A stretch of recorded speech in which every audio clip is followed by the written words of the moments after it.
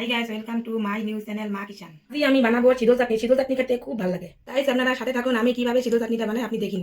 ধনিয়া পাতা, কাঁচা লঙ্কা, পেঁয়াজ, রসুন, শীতলটা এখন আমি ভালো করে পুড়ে নেব। শীতলটা আমি 7বার করে 7বার এভাবে ধুয়ে নেব। এখন আমার শীতলটা পড়া হয়ে গেছে। কড়াইটা গরম হলে এখন পেঁয়াজটা ভেজে নেব। কড়াইটা গরম হয়েছে, আমি পরিমাণ মতো তেল দেবো। লঙ্কা, পেঁয়াজ, রসুনটা পরিমাণ মতো ভেজে নেব।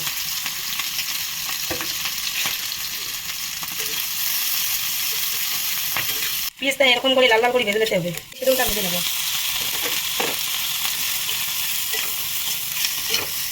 ভেজে নেওয়া হয়ে গেছে। আমি পরিমাণ মতো লবণ দিয়ে শীতলটা ভালো করে মেখে নেব।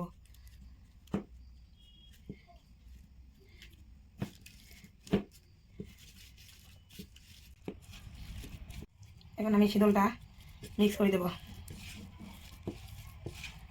গাইস, আমাদের শীতল চাটনি রেডি। আশা করি সকলকে ভালো লাগছে। ভালো লাগলে লাইক, কমেন্ট, শেয়ার করেন, সাবস্ক্রাইব করেন।